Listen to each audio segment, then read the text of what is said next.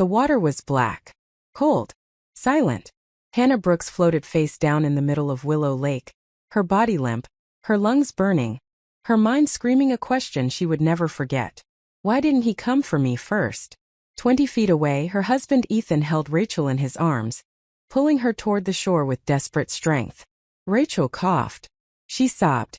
She clung to him like he was her entire world. And Hannah sank. She didn't cry out. She didn't thrash. She just let go. Because in that moment, as the water filled her mouth and her vision blurred, she finally understood. She had never been his priority. She had never been his choice. And now she was drowning. Not just in the lake, but in a marriage that had been killing her slowly for 3 years. If you've ever felt invisible in your own life, go ahead and hit that like button right now. Drop a comment telling me where you are watching from.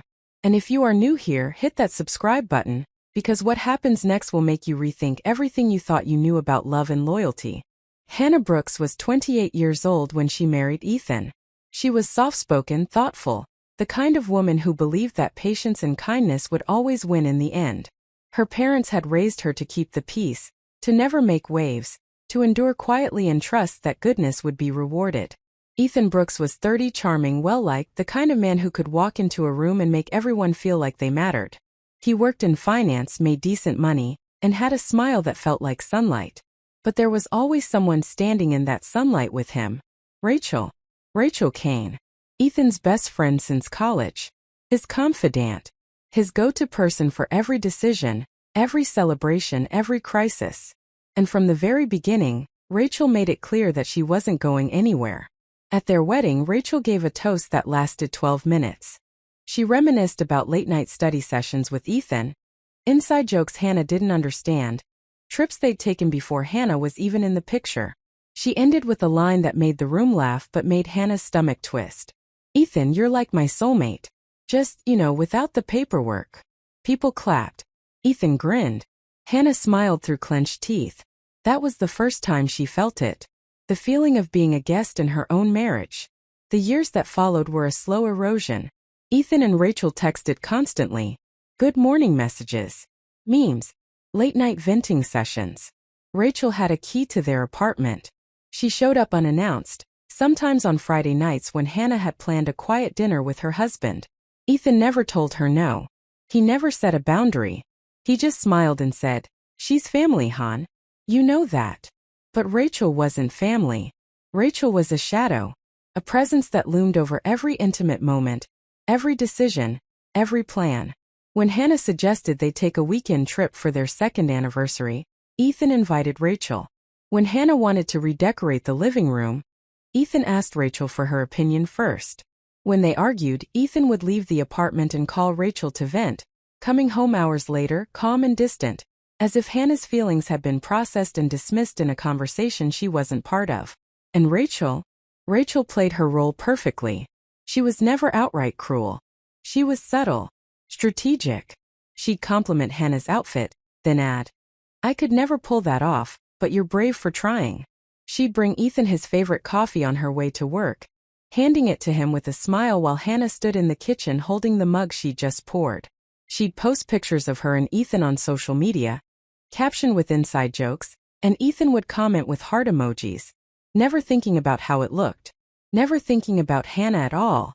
Hannah tried to talk to him, more than once. She'd sit him down, voice steady, and say, "I need you to understand something. I feel like I'm competing for your attention. And I shouldn't have to." Ethan would sigh. He'd look at her like she was being unreasonable. "Rachel's my best friend. She's been there for me through everything. You're my wife. There's no competition. You're being insecure." And that word, insecure, became his weapon. Every time Hannah expressed discomfort, Ethan labeled it as jealousy, as pettiness, as something wrong with her, not him. And because Hannah had been raised to believe that good wives didn't cause problems, she swallowed it. She stayed quiet. She tried harder. She became smaller. She stopped asking him to choose her because she was terrified of what his answer might be. Their third anniversary was on a Saturday in late September. Hannah had planned everything. She made reservations at the restaurant where they'd had their first date. She bought a new dress, deep green, the kind that made her feel like maybe, just maybe, he'd look at her the way he used to. She even wrote him a card, pouring out everything she'd been too afraid to say out loud. She still loved him. She still believed in them. But she needed him to see her. That night, Ethan came home late. He kissed her on the forehead, distracted, and said, "I'm sorry, babe. Rachel's going through something. I need to go check on her." Hannah stood there holding the card, her heart sinking. "It's our anniversary." Ethan paused. He looked at her, and for a moment she thought he might stay. But then his phone buzzed. Rachel's name lit up the screen. And he chose. "I'll make it up to you. I promise." He didn't. He left. And he didn't come home until 3 in the morning, smelling like Rachel's perfume, offering no explanation, no apology. Just silence. The kind of silence that said more than words ever could. Hannah didn't sleep that night. She lay in bed staring at the ceiling, feeling something inside her crack. And the next morning she woke up feeling wrong. Dizzy. Nauseous. Exhausted in a way that sleep couldn't fix. She ignored it for a few days, chalking it up to stress, to heartbreak, to the weight of everything she'd been carrying alone. But when she collapsed in the kitchen a week later, her neighbor found her and called an ambulance. At the hospital, a doctor with kind eyes told her something that changed everything. "You're pregnant." About 6 weeks along. Hannah stared at her, unable to process the words. Pregnant. She was going to have a baby. Ethan's baby. And for the first time in months she felt something other than sadness. She felt hope. Maybe this would change things. Maybe this would make him see her. See them. She tried calling him. No answer. She tried texting. Nothing. She waited until evening, pacing the apartment, rehearsing what she'd say. But when she finally opened her messages, she saw it. A small gray note beneath Ethan's name. "You can no longer send messages to this contact." He had blocked her. Her husband, the father of her child, had blocked her. Hannah sat down on the couch, the pregnancy test still in her hand, and felt the last thread of hope snap. She didn't cry. She didn't scream. She just sat there, numb, wondering how she had become so invisible that even her own husband could erase her without a second thought. The next day, she received a text from an unknown number. It was Rachel. "Hey Hannah. I know things have been tense. Think we should talk. Just the two of us. Clear the air. How about we meet at Willow Lake tomorrow afternoon? It's quiet. Private. We can really talk." Hannah hesitated. Every instinct told her not to go. But a small, desperate part of her thought maybe this was the answer. Maybe Rachel would finally back off. Maybe they could find some kind of peace. So she agreed. Willow Lake was 30 miles outside Madison, surrounded by dense trees and hills that kept it hidden from the main roads. It was the kind of place people went to disappear for a while. Hannah arrived first, standing on the small dock, watching the water ripple in the breeze. Rachel showed up 20 minutes later, smiling, holding 2 bottles of water. "Thanks for coming," Rachel said, her voice warm, almost too warm. "I really think we needed this." They got into a canoe. Rachel suggested it, said it would be more relaxing, more intimate. Hannah didn't argue. They paddled out toward the center of the lake, the silence between them heavy and strange. And then Rachel started talking. Not about making peace. About Ethan. "You know he was supposed to propose to me first, right?" Rachel said, her voice casual, like she was discussing the weather. "Senior year of college. We talked about it. But then his dad got sick and he got scared and he pulled back. And then he met you." Hannah's hands tightened on the paddle. "What are you talking about?" "I'm saying you were the safe choice, Hannah. The easy choice. But he's always loved me. He's always come back to me. And he always will. If you're still watching at this point, drop a comment with 'I'm still here.' Let's see who's truly following this story. Because what happens next is something you won't believe." Hannah felt something dark and cold settle in her chest. "You're lying." "Am I?" Rachel smiled. "Why do you think he blocked you?" "Because I told him to. I told him you were trying to come between us. That you were jealous. Controlling. And he believed me. Because he trusts me, Hannah. Not you." Hannah's breath came faster. "You're insane." "No," Rachel said, leaning forward, her eyes sharp. "I'm just done pretending." And then she stood up. The canoe rocked violently. Hannah grabbed the sides, trying to steady herself, but Rachel didn't stop. She moved again deliberately and the canoe tipped. They both went into the water. It was cold. Shockingly cold. Hannah gasped, her lungs seizing, her body thrashing as she tried to surface. She could swim. She'd always been able to swim. But the cold was disorienting, and her clothes were heavy, and panic was setting in. She saw Rachel a few feet away, also struggling, also gasping. And then she heard it. Ethan's voice. Shouting. Frantic. He'd followed them. Hannah didn't know why. Didn't know how. But he was there, running toward the water, diving in without hesitation. And for a moment Hannah felt relief. He's coming for me. He's finally choosing me. But he didn't. He swam past her. Straight to Rachel. He grabbed Rachel, pulling her close, holding her head above water, murmuring reassurances as he dragged her toward the shore. And Hannah just floated there, watching, her body going numb, her mind fracturing. He didn't even look back. She tried to scream his name, but water filled her mouth. She tried to swim, but her limbs felt like lead.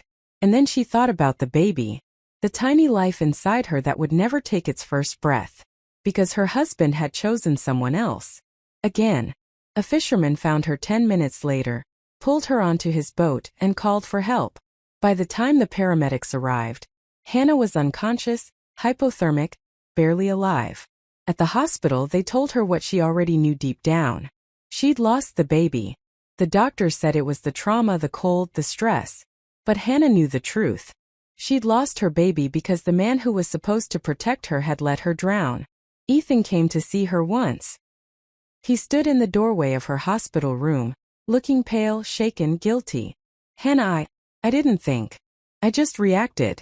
Rachel was closer. She was panicking. I thought you were okay. Hannah looked at him. Really looked at him. And for the first time in 3 years she saw him clearly. Not the man she'd fallen in love with. Not the man she'd hoped he could be. But the man he actually was. Selfish. Weak. Blind. Get out, she said, her voice quiet but firm. Hannah, get out. And don't ever come back. He left. And she never saw him again. The divorce was quick. Clean. Ethan didn't fight it. Maybe because he knew he had no ground to stand on. Maybe because Rachel told him not to. Hannah didn't care. She signed the papers, took back her maiden name, and walked away from the wreckage of her marriage with nothing but herself. And that, she realized, was enough. The months that followed were hard. There were days when Hannah couldn't get out of bed, when the weight of everything she'd lost felt too heavy to carry. But slowly, painfully, she started to rebuild. She went to therapy. She reconnected with old friends she'd lost touch with during her marriage. She started painting again, something she'd loved before Ethan. Before she'd made herself smaller to fit into his world. And she made a promise to herself. She would never be silent again. She would never shrink herself for someone else's comfort. She would never accept love that didn't include respect. 1 year later, Hannah was living in a small apartment in Chicago, working as a freelance graphic designer, building a life that was entirely her own. She was stronger, sharper, more sure of herself than she'd ever been. And she was happy. Not the fragile, conditional happiness she'd felt with Ethan, but a deep, unshakable happiness that came from knowing her own worth. Ethan, on the other hand, fell apart. The truth about what happened at Willow Lake spread quickly. His co-workers heard. His family heard. People looked at him differently. The man who let his pregnant wife drown to save another woman. The man who chose wrong. Rachel left him 6 months after the divorce. She'd gotten what she wanted, the confirmation that Ethan would always choose her. And then she realized she didn't actually want him. She just wanted to win. Ethan tried to reach out to Hannah once, through a mutual friend.